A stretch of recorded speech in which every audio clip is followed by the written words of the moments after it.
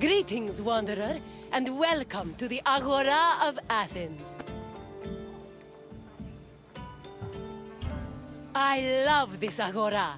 Where else could you find a common fish merchant and an extravagant jewelry seller within a few feet of each other? It's that kind of variety that makes city life so rich and exciting. The Agora is the beating heart of any Greek city. It is a place where all types of people may gather, from citizens and foreigners to magistrates and philosophers. All manner of business is conducted here, including political meetings, legal proceedings, and trade. When you finish exploring, come find me, and we can talk more. See you soon, wanderer.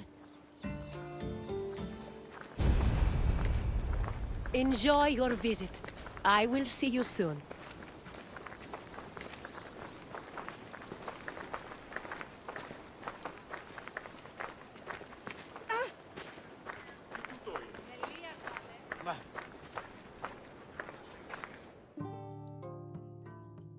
The Agora was the civic center of Athens, but it wasn't only frequented by politicians and city officials. The area housed a market where people could purchase food and other goods from merchants. It was also frequented by philosophers, who used the public space to establish schools and pass on their teachings to students. Religion had its place as well. Temples dedicated to Hephaestus and Apollo were located in the Agora, along with the altar of the 12 gods and the monument of the eponymous heroes.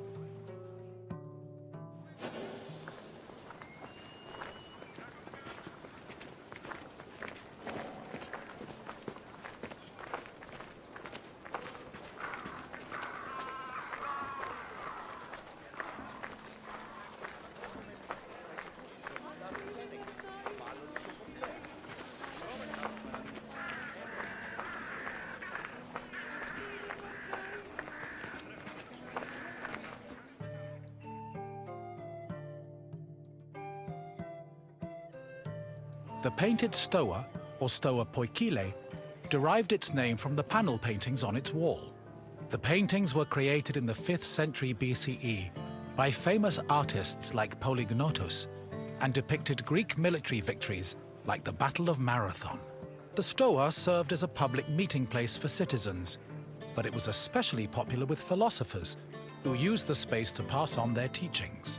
In 301 BCE, the philosopher Zeno of Kition chose the Stoa Poikile as the location for his school of philosophy, the appropriately dubbed Stoicism.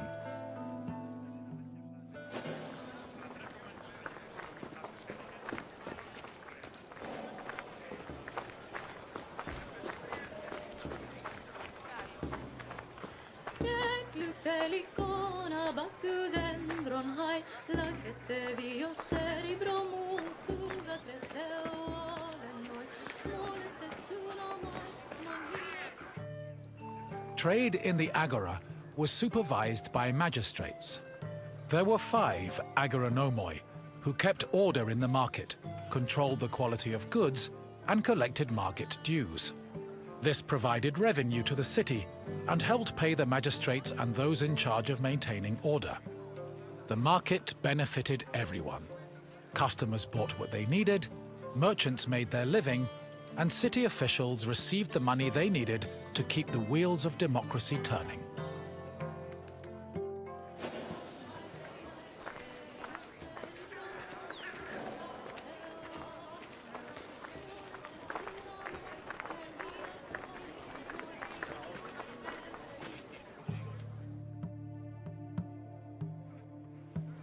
The original Temple of Apollo Patrous was built around 535 BCE by Pisistratos, but was destroyed by the Persians during their invasion a few decades later.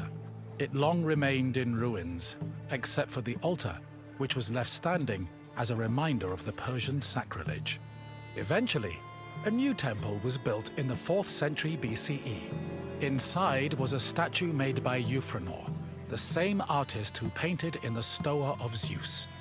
The temple held special significance in Athens, as it was connected to the origin of the city's people. The name Patroos, meaning fatherly, referenced the belief that Apollo was the father of Aeon, founder of the Ionian Greeks, from whom all Athenians are descended.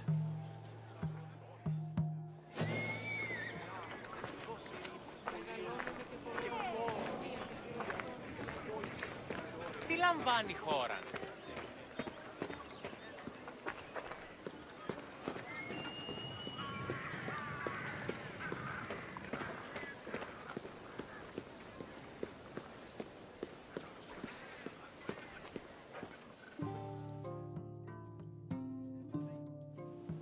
The temple of Hephaestus overlooks the Agora from the Colonus Agoreus hill.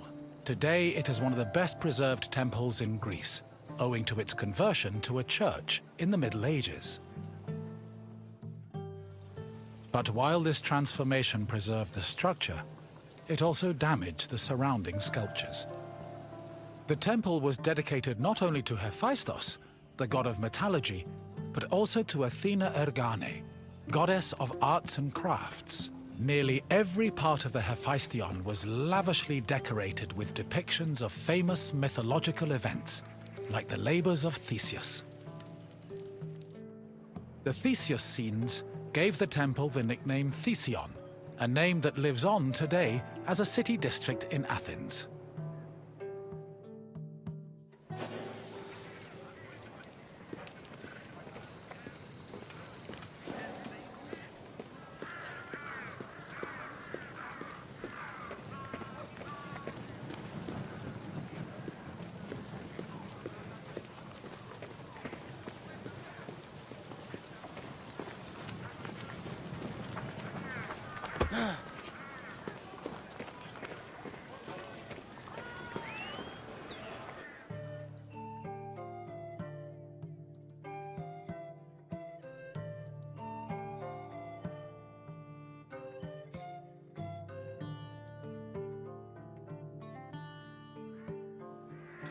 The Boulaterion was another building in the Agora that contributed to the democratic process. It housed the Athenian Council of Citizens, the Boulé. This council of 500 was composed of 50 members from each Greek tribe, all of whom served a one-year term. They were chosen by lot from among citizens over 30. Every month, one group of 50 was chosen to lead the Boulé's executive committee, the Prytaneis.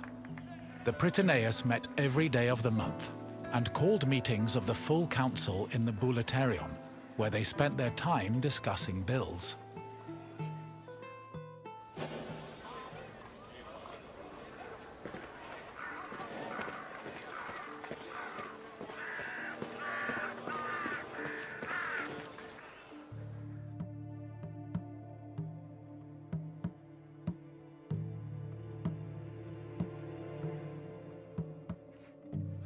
The Prytaneon was one of the most important buildings in the Agora, as it was the headquarters of the Prytaneis. The Prytaneis was the executive committee of the Boulé, who ran the city's daily operations. The Prytaneis dined in the Prytaneon, and 17 of them slept on site to ensure there were always officials available to deal with emergencies. The Prytaneon also housed the official weights and measures of the city. The Fire of Hestia, which provided sacred fire for all public sacrifices, was also located there.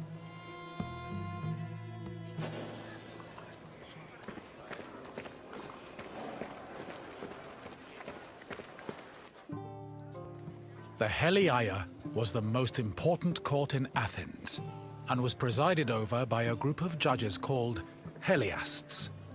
Judging was a regular part of an Athenian citizen's life, with trials happening almost every day.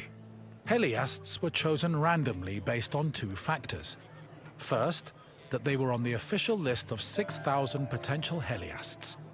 Second, that they were present at court on the day of the trial. A stipend of 2 obols was established by Pericles to compensate for the loss of work while on Heliast duty, and also to encourage participation in the judiciary process.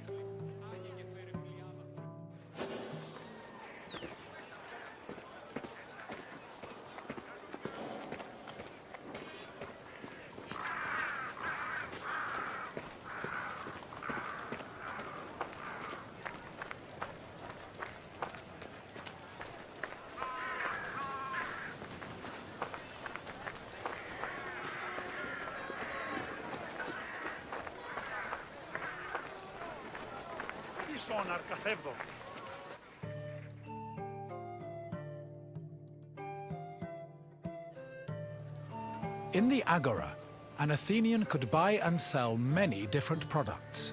The permanent retail market was divided into sections according to the category of merchandise. Merchants and craftsmen who worked in the market could be citizens, foreigners, or even freed slaves. They sold everything from food and clothes to jewelry and slaves. With so much variety, competition was fierce, and that competition helped regulate the market's prices. Νήπιον σιή.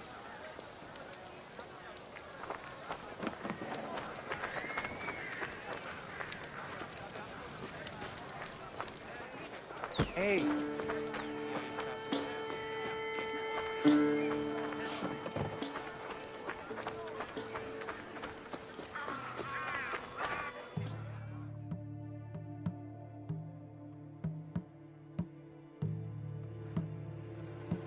The Heliaio wasn't the only court in Athens. This other court was located next to the South Stoa. Historians believe it to be a court based on the discovery of a nearby box containing 7 bronze ballots. These ballots were used by jurors to give their verdicts. The reason trials were so common in Athens might have been related to their democratic regime, which promoted the individual's right to demand reparations for injustice. However, not all legal matters were settled in this fashion. If a claim was small enough, it was settled individually by a magistrate. Public trials were reserved for more serious offenses, such as murder, theft, and political crimes.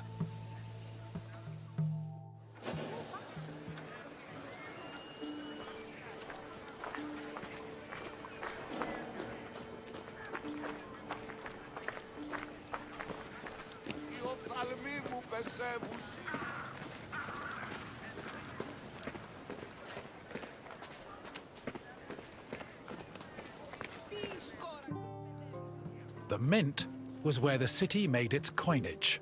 It is believed that Athens' mint was in the city's Agora, as modern excavations have turned up small disc-shaped pieces of metal used to make coins. Much of the silver required for minting coinage came from the Lavrion silver mines.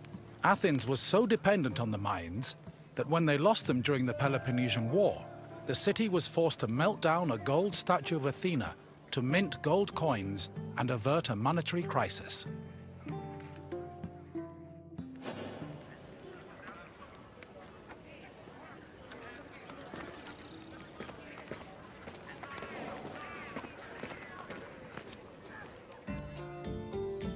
You have now experienced the Agora, following in the footsteps of countless Athenians before you.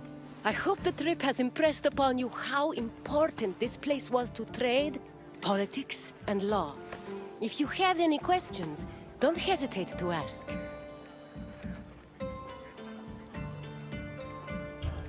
Very well, let's begin. Which philosopher's school took its name from the painted Stoa? Yes, Zenon taught at the Stoa, and so he and his followers were dubbed Stoics. Time for another question. What other name has the Iphistion gone by? Correct. The name was inspired by the scenes showing the hero Theseus, which decorate the temple. Only one question left. When Athens lost the Lavrion silver mines during the Peloponnesian War, which statue did they melt down to mint new coins?